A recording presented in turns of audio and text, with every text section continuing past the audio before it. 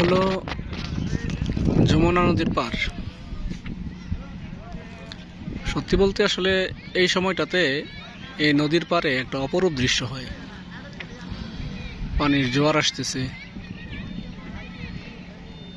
চর অঞ্চল থেকে যারা শহরে আসে আর কি, তারা তাদের নৌকা বা ট্রলার দিয়ে এখানে আইসা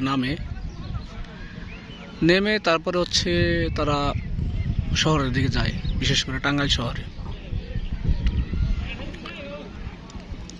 ওই পারে প্রচুর পরিমাণে খিরাই, বাদাম, তরমুজ এগুলি উৎপাদন হয়। এখান থেকে সামনে গেলেই যমুনা ব্রিজ।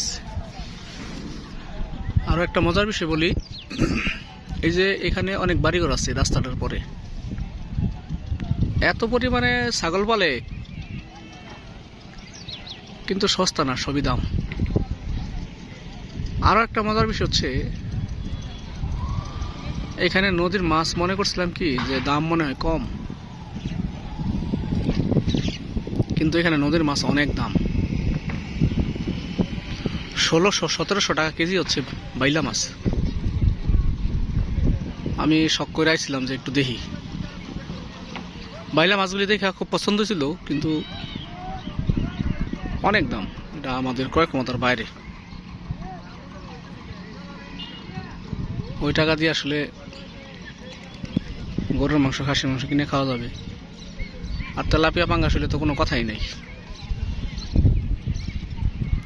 তবে এই যে মানুষগুলি আছে না, এই মানুষগুলি সহজ সরল। একটা জিনিস দেখলাম, ওদের সাথে আপনি যত সুন্দর করে কথা বলবেন, সহজভাবে কথা বলবেন, সাবলীলভাবে কথা বলবেন, ওরা ওই রকম। আপনি পেঁচমচর করে কথা বলবেন, ওরাও বুঝে, সব পেঁচমচরই বুঝে। আর সকল কিছুর সাথে তারা পরিচিত। ঝড়, ঝাপটা, বন্যা, খরা, সবগুলির সাথে। আসলে এগুলির সাথেই তারা সবসময় যুদ্ধ করে টিকে থাকে আর কি। আমরা যদি আকাশে বিদ্যুৎ চমকায় ভয় পাই, কিন্তু তারা একটু ভয় পায় না। ঝড় আসলে ভয় পায়, চিন্তা করি আমরা, কিন্তু তাদের মধ্যে এটা নাই, স্বাভাবিক বিষয়। এখানে খুব একটা আশা হয় না। আমি এর আগে একদিন আসছিলাম, নদীর ওই পারে গেছিলাম, আর আজকে আসছি আর কি। আজকে আসছি, এখানে কাজ আছে, আমাদের ম্যানেজার স্যার আমরা নিয়ে আসছি, অনেক কাজ। সবাইকে ধন্যবাদ, ভালো থাকবেন। যদি কখনো বিকালে মন খারাপ থাকে বা কোনোদিন মন খারাপ থাকে, সিদ্ধান্ত নেবেন যে বিকালবেলা যমুনা নদীর পাড়ে চলে যাব।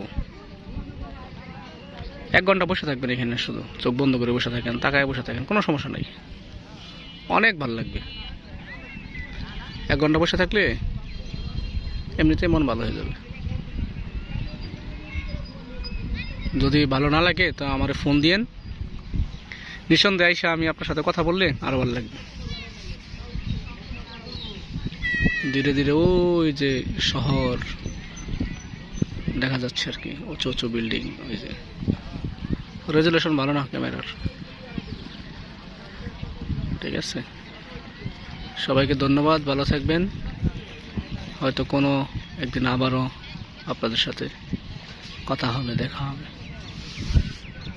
মাঝে মধ্যেই পানির মধ্যে মাছ চলে আসে, বাইলা মাছ, চিংড়ি মাছ। আরেকটা কথা বলি, এই নদীর চিংড়ি খুব স্বাদ। একদিন খাইছিলাম, ওই যে বললাম চিংড়ি মাছের দাম বেশি।